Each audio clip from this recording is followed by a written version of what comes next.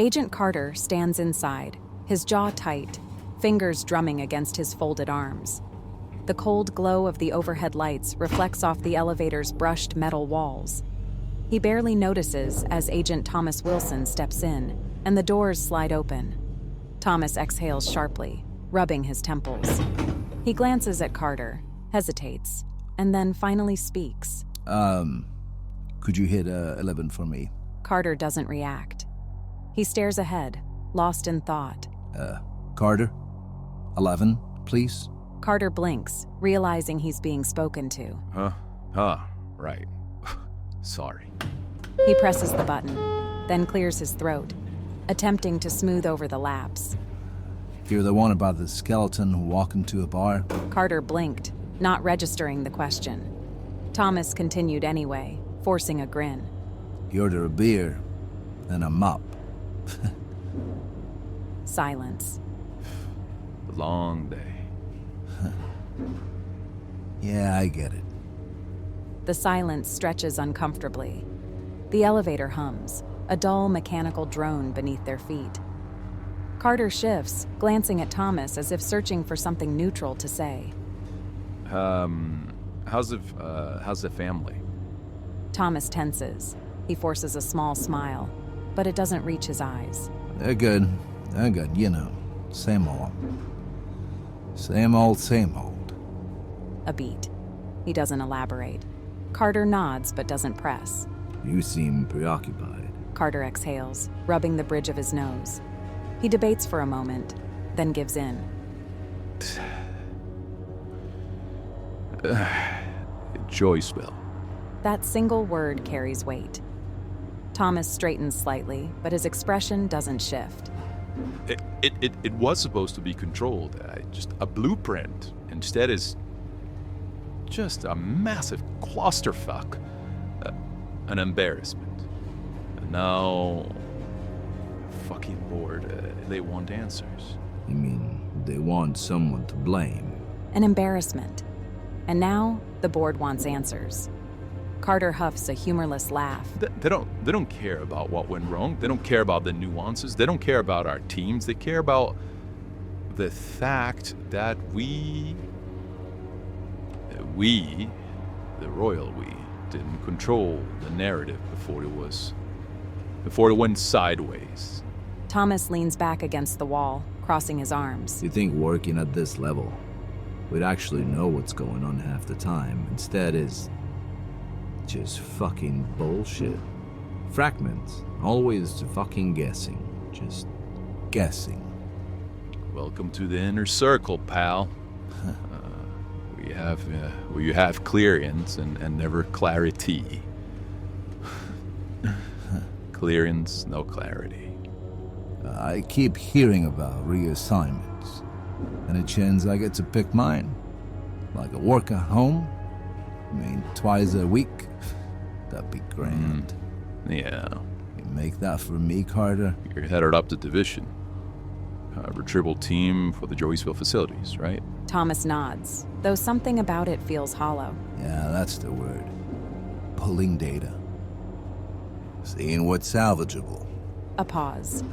Carter observes him, debating whether to tell him the truth. That he won't be sifting through files. That he won't be setting foot in Joiceville itself. But instead, for the next 6 months, he'll be locked in a room with Miss Dee, deep underground of Blind Corp's secret tunnel bunkers. But the elevator dings, and the moment passes. Thomas shifts his weight, readying to step off. He glances back at Carter, and for the first time in the conversation, his expression softens. We do what we have to. Yeah. Carter nods. The shared understanding between them lingers. Then, almost in unison, they murmur the familiar mantra. Occultis regimus. Occultis regimus. The doors slide open. Thomas steps out. Carter finally glanced at him, as if seeing him for the first time. All right. Because bones and liquids, that's... I get it now. That's pretty funny. Yeah, have a good day. You too, bud.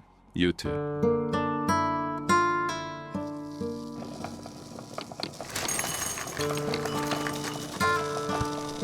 Catherine Dee sits at the worn wooden table, buttering toast with the precision of someone awake, but not entirely present. Across from her, her nephew, Dylan, slouches over a bowl of cereal, dark circles under their eyes, stirring listlessly at the milk that's gone slightly pink from the cereal dye. Susan, Catherine's sister, stands by the coffee pot, pouring a fresh cup with an air of forced normalcy. What did you do to it? Nothing. It's good coffee. grief. It's just coffee. Calm down. Ugh, this tastes like burnt dirt and regrets. It's organic. It's organic. Susan, what are you doing? Oh, well, that explains why, and it smells like mulch and bad decisions. Susan glares. Catherine sips anyway, wincing slightly but saying nothing. Dylan, staring into their own cup, looks like they're calculating whether it's worth the risk. Did you put a curse on this? Excuse you? Be honest. I'm a scientist, not a witch. Huh, the nerve. Oh, yeah, that's right. My mistake. Scientists only hex people with patents and NDAs. Susan rolls her eyes, plopping down at the table, rubbing her temples. A silence lingers. Not comfortable, not tense, just full. So, Kevin. Do we have to? I mean, no, but eventually. Yeah. It's fine. Susan. It's fine. It's fine. Come on. It's a mess, okay? Dylan, do you want to chime in? Do you want to say something for once? I rather drink this poison. Thank you very much. This kid doesn't talk to me. Ever. That bad, huh? Kevin's just... Kevin. He's just being dramatic, and I don't have the patience for it. It's over, okay? It was over before it was even over. It just doesn't know how to leave, and he just doesn't know how to leave. Some people don't. Are you okay, kid? You can tell me. That's it. Yeah, that's it. Just tired. Just tired. Well, speaking of disasters, didn't you have a shipment this morning? Yeah, don't remind me. Last minute order from Blind Corp. Some new drink they're pushing. Yeah, This that's whole the thing one. is a mess. I mean, you should know about it, right? You know what this is about? Ha. It's just a mess. It's just a mess. Well, at least you are staying on brand. Oh, ha. Goddamn. When did you say you were leaving, Susan? When did you say you were leaving? Just saying. Oopsies. I think I took your ID badge again. I'm sorry. This is the third time I've done it this month. Oh, yeah. Can you stop that? I mean, just saying, they're close, but they're not this similar. I'm okay, so sorry. Thank Here you. go. My bad. Just saying. My bad. Thank you. Don't worry about it. Don't thank you. I'm going to remake this cup of coffee now. This is disgusting.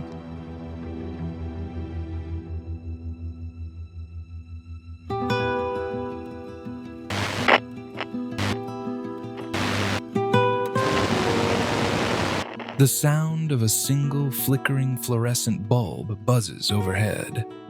The walls are sterile, off-white, too clean, too lifeless. The metal table in the center of the room is cold and unforgiving. Across from it, Catherine Dee sits, slouched, her diner uniform stiff with dried blood. Her hands rest, palm down, fingers tapping the steel in a slow, absent rhythm. She looks tired, not just physically, but deep in the soul, tired. Seated across from her, Agent Thomas Wilson leans back in his chair, arms crossed. He looks at her like a man sifting through broken pieces, trying to figure out which ones still fit. Okay, let's start simple. Can you state your name for the record, please? Catherine Lynn Dee, 47 years young, owner of a diner that's currently buried under a mountain of corporate bullshit. Miss D. Oh, I'm sorry. Was that not what you were looking for, Mr. Asshole? You want me to have more of a sanitized version? Fine. I run this little slice of nostalgic heaven called the Super Awesome Diner, which I'm pretty sure you're familiar with. You have one of those faces. I'm pretty sure I've seen you there. And it's just a regular joint. You know it. Pancakes, bad coffee, existential despair, until Blind Corp decided it should be something more. And the night of the incident. Fucking A, man. From pancakes to this. hell of a trajectory, huh? Yeah, you can laugh now. You're gonna have to be more specific, sweetheart. I have had a lot of bad nights lately. Wilson slides a file across the table. Catherine doesn't look at it. He flips it open anyway, revealing a grainy security photo of the diner. The timestamp reads 5:42 a.m., not long before opening. In the image, Catherine stands behind the counter, gesturing toward a stack of unmarked crates being wheeled inside. Beside her, Jonathan Johnson, a blind Corp field agent, stands watching. Wilson taps a finger against the photo. All right, Miss Dee, let's start here. Catherine finally looks at the picture. For a moment, something flickers across her face. Recognition? Discomfort? Maybe both. She leans back in her chair, dragging a hand down her face. Yeah, that twat. Miss Dee, what was in those crates? A long pause. Catherine stares at the picture, her fingers twitching slightly against the table's surface. Then, finally. You ever go to bed wondering if you're having a heart attack, but you're just too damn tired to do anything about it? Miss Dee. That's me. That's me that morning, standing on my own diner, staring at the shipment I didn't order from your company that doesn't take no for an answer, thinking, this is gonna be a fucking problem, isn't it? The hum of the fluorescent light above is louder now. Lo and behold, I was right. I was... Like it's pushing against the silence between them. Unfortunately, I was right. Catherine Dee sits motionless, her fingers resting against the cold metal table, her gaze locked onto the closed file in front of Wilson. He's watching her, waiting. But she isn't sure she wants to say it. Not out loud. Because once she does... Welcome to Excuses, the podcast that peels back the layers of a small town life, uncovering the hidden horrors lurking just beneath the surface of Joiceville, North Carolina. From the tale of a quaint little diner to the chilling corporate secrets of Blind Corp, this isn't your ordinary post-apocalyptic survival story. No, this is something much darker, much weirder, much funnier, perhaps. It's all from the perspective of the only survivor. You'll dive into a quirky, fragmented recollection of chaos and growing dread that led to Joiceville's downfall. Oh, and a little bit of warning before we get started. Excuse Us contains mature content intended for a mature audience. Strong language, and let's just say, a rather twisted sense of humor is intended. Listener discretion is definitely advised.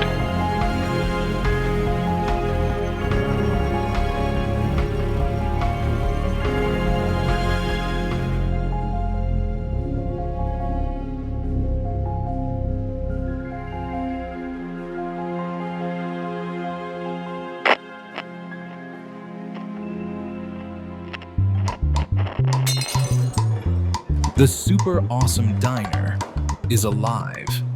The air hums with the clatter of plates, the sizzle of the grill, and the overlapping voices of hungry customers packed wall to wall. The lunch rush has hit full tilt, and the entire place moves like a well-oiled, if slightly dysfunctional, machine. The jukebox hums a tune that's just a little too upbeat for the level of stress in the room. Orders fly in and out of the kitchen, each one announced with the force of a battle cry. I need a midlife crisis and 2 Mommy's Little Secrets, and where the fuck are all the ketchup bottles? 1 midlife crisis coming out, but I'm out of bacon, so it's just gonna be a plain burger with regret. Jesus. Isn't that what a midlife crisis is, Jimmy? I restocked the ketchup this morning. Where the hell is it all going? I needed it for my Dolly's issue platter. Comes with extra fries, but I don't do dry food, man. I used it for me eggs. Yeah, I got to have it for my eggs, man. Some dipshit put it on the napkin holder. Ain't no law against it. I don't do it. Jesus, fuck. Hiccups as an adult feels life-threatening, man. That's because your body is actively rejecting your life choices, mate. Where's my food? One weaponized ineptitude for table 5 and tell them the fries were a choice, not a mistake. That sounds like a Blind Corp slogan. The moment the words leave Dylan's mouth, Luna and Catherine both freeze for half a second before launching into movement again, because there is no time to stop. The super awesome diner never stops moving. Epilogue. Catherine Lynn Dee. Have you ever gone to bed thinking, am I having a heart attack? But you're too goddamn tired to worry about it? Good. It's not just me then. Cool.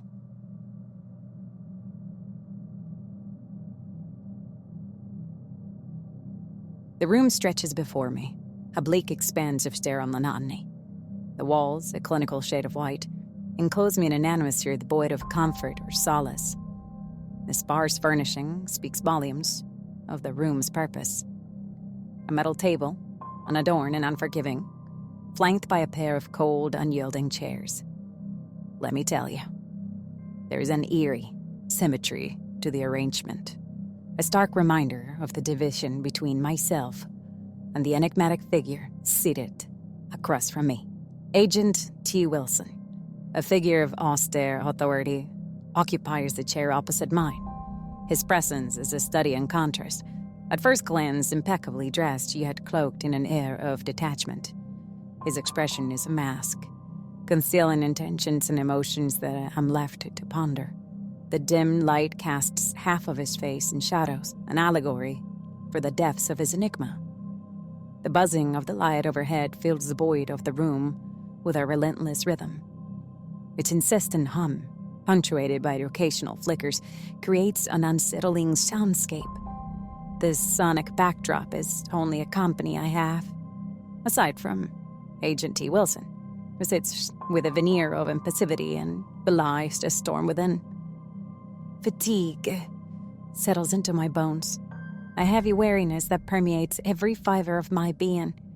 The bags under my eyes, a testament to sleepless nights and relentless, restless thoughts, speak to the toll of recent events have taken on me. Aside from all the blood haphazardly splatter all over my signature manager's uniform, of course. Anxious fingers play idly in the edge of the metal chair in an attempt to channel my restless energy into a tangible action. Fuck, was I shot too? It's all a haze of broken down memories and mended together by a fractured timeline. The room seems to breathe unease, its atmosphere thick with tension, the walls press in, suffocating me, as if every dimension of the space seeks to crush the reality that unfolds within. My shock and anxiety melt into a cocktail of emotions that swirl within me. A tempest that threatens to overwhelm me. Agent T. Wilson's voice breaks the silence every once in a while, each word carefully measured, his cadence even, at least for a while. The questions hang in the air, laden with intrigue and a sense of foreboding inevitability. As he delves into his inquiries, I'm drawn into a labyrinth of uncertainty. My responses like breadcrumbs that carve a narrative through the fog. The sterile chill of the metal chair seeps through my clothing, a reminder of the divide between comfort and this dark reality. My hands trembled slightly, a physical manifestation of the tumult within. The room seems to close in, the walls inching ever closer, squeezing the air from my lungs. Emotions swirl within me, shock, disbelief, and a growing sense of vulnerability. The room becomes a crucible. With each question a trial to navigate, the gravity of my answer hangs heavy, like anchors threatening to drag me under. Agent T. Wilson's gaze bores into me with unrelenting scrutiny that unsettles me. He obviously doesn't give a fuck. As I recount events, my voice wavers, reflecting of the fragility of my composure. The room transforms into a theater, an audience, and a dialogue is a dance of words and implications. The stakes couldn't be higher. I'm not just recounting moments, reconstructing the scaffold upon which my fate may rest.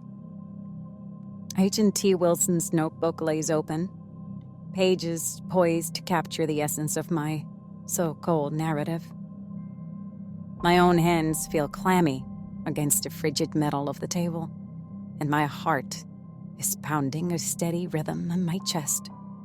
The questions are a puzzle, with a weight of unknown bearing down on every response. The sound of the buzzing lights takes on a hypnotic quality.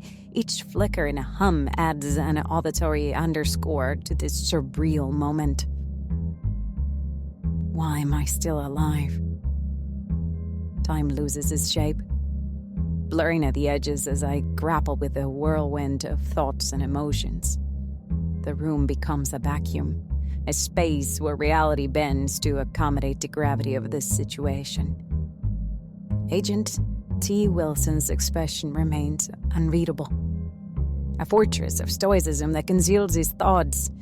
My exhaustion plays a counterpoint, an undeniable presence that tempers my attempt at poise, or some version of it. The silence between questions is heavy, a canvas on which anticipation paints vivid strokes. And then, as the interrogation weaves on, the room morphs into a tapestry of memories and uncertainty. The play begins. My mind feels hazy and thoughts slipping like sand through my fingers. The boundaries of reality seem to blur. You want to bring up Blank Corp right now? We're in the middle of a rush, kid. Come on, get your head in the game. I'm just saying, Auntie. I'm just saying. People are disappearing from the site, and they're building across from a street. It's just no press, no police, just gone, like a bird's fart. Come on. Like a what? Like a what did you say? Luna, have you ever heard a bird's fart? I'm just saying. They're a moment here, and then they're gone. They're just faster. They're gone faster than a bird's fart. They're just gone into the ether. Nobody's explaining. Nobody's following. All right, listen, kid. I got more turnover here than pastries at a goddamn bakery, Dylan. The last thing I need you to do is to start dropping conspiracy theories in the middle of a it's weird dinner or lunch rush, okay? Tables are running. This place, it runs on grease, denial, and my sheer fucking willpower to not lose my mind. So please go attend table 3, and we got 3 plates behind on Mama's service. Go, go, go. Hey, kid. Yeah, that Blank Corp site, yeah, it's real fucking weird. It's weird as shit. My buddy said he had to call there to clean up crew last week. Someone got into the concrete mix. You know, boss said it was a raccoon. Yeah, right. Like a raccoon don't scream like that. It's fucking weird. You're right.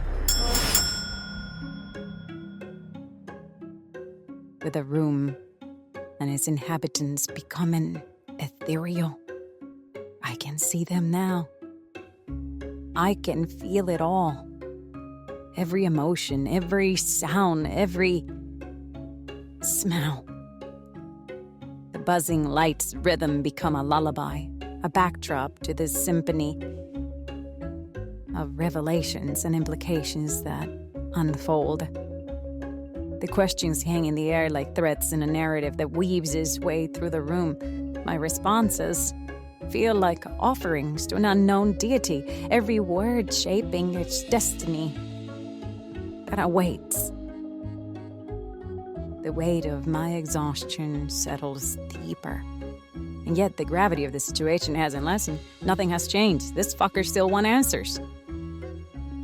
Agent T. Wilson, a stoic man with a weathered face that bore the marks of a life filled with countless trials and tribulations. This fucker has seen it all. Peers at me with a heightened sense of frustration this time. I can feel it. I can sense it. Before he even speaks, the lines edged and his forehead deepened, accentuating the wariness that lay behind his eyes. With a heavy sigh that carried the weight of 1,000 unspoken burdens, he finally loses his shit. Could you please state your name for the record? His voice tinged with a mix of resignation and exasperation.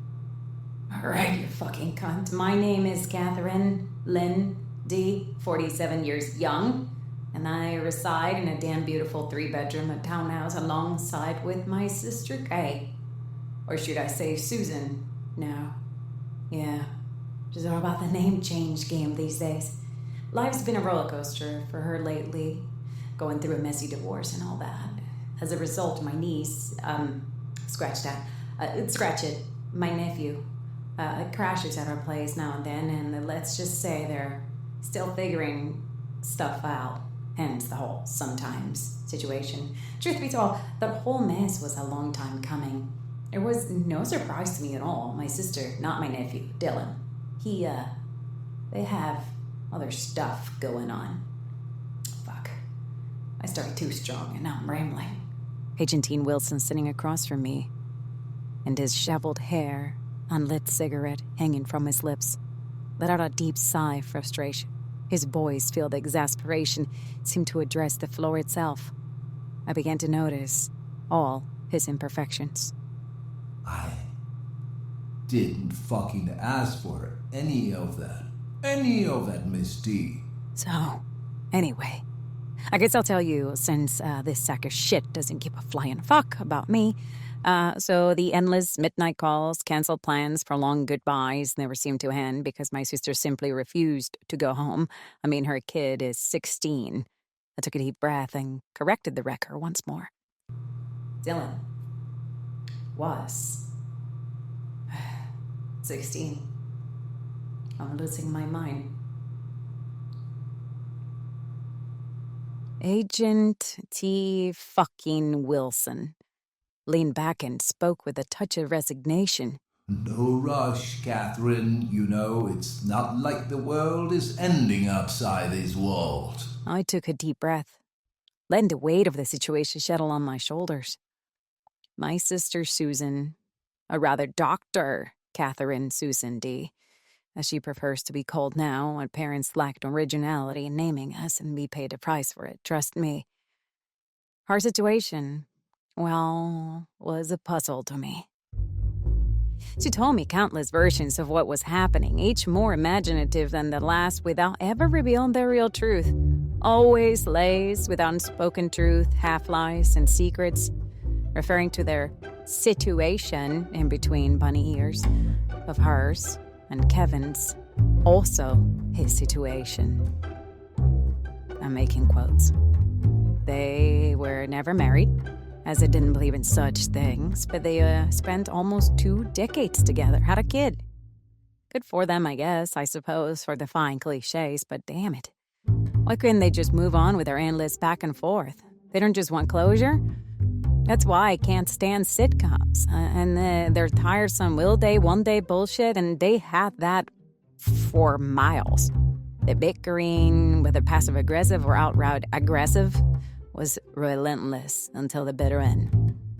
I just don't understand how two people who once seemed to love each other so deeply could end up hating the very air they breathe. It smells awful here. I don't smell anything. Of course, you don't. That's the kind of fucking subtlety that I'm talking about. It may not seem like much, but it's all in the subtext. It smells awful here. It has to be you. I hate everything you stand for. Also, I don't smell anything, you fat piece of shit. Of course you do. You worthless cunt. Dylan can explain it better. Or he could have. This shit wears on you down. It's over time, and it breaks you apart piece by piece. And that poor kid had to endure it all. How do you live with the knowledge that the person you choose will always be in disagreement with you on everything? Agent motherfucking T. Wilson leaned forward. His tired and bloodshot eyes locked onto mine, and he spoke with intensity. What the fuck are you talking about, lady? I asked you about the diner. What the fuck happened to the goddamn diner? Fuck! Fuck! And like a petulant child, he abruptly stood up and threw his chair against a wall. Neither the wall nor the chair had anything to provoke such a reaction, and the markings on the wall and the dents on my chair, which seem obvious now, it seems to be a bit of a habit. they'll fuck him. And his hideous uneven mustache and that mustard-stained shirt and the audacity to wear dress shoes without socks. Only serial killers do that. I have been through a lot in the past 48 hours, and if I want to tell this story from my perspective, I damn well do whatever the fuck I want. That goddamn blind Corp pencil pusher thinking he can dictate how I tell my goddamn story? They'll fuck him. Fuck him! And with a resounding slam, he stormed out, leaving behind the echo of his frustration reverberating through the door and through the room. My mind was spinning, lost in a haze of disorientation, shock, and bone-deep exhaustion. The passage of time has become a blur, days blending into nights, one another, until I can no longer distinguish one from the next. Where have I been? Where am I going? What's happening? But hey, let's rewind the clock, shall we? I reached for the glass of water before me, a token of kindness from my mustachioed companion. With a moment of reflection, I brought it to my lips, savoring the refreshing taste of it as it eased the dryness of my throat. Then, with a steady inhale, I embraced the depth of my feelings. It was time to unravel my tale from its origins, imbuing each word with the raw emotion and unfiltered honesty. One more time, from the top, this time with feeling. This episode is made possible by listeners like you. Visit our website at lifedesign.net/excuse-us. For support or additional information, please visit our website or Patreon page at patreon.com/rodpoleart. Tonight's production of Excuse Us, a mystery drama with delightful undertones of humor and eldritch horror, was produced by Rebecca Lakepool and Rodrigo Pool. Written and directed and performed by Rodrigo Pool in association with R&R Aside Audio Theater. Music and sound effects by Epidemic Sound. Some other sound effects were recorded live on set. Voice modulation by 11 Labs. If you're enjoying this production, please make sure to review or subscribe to our show wherever you listen to your podcast. Check out our Patreon page for bonus content. Until next time, this is Rodrigo Pool saying thank you very much for listening.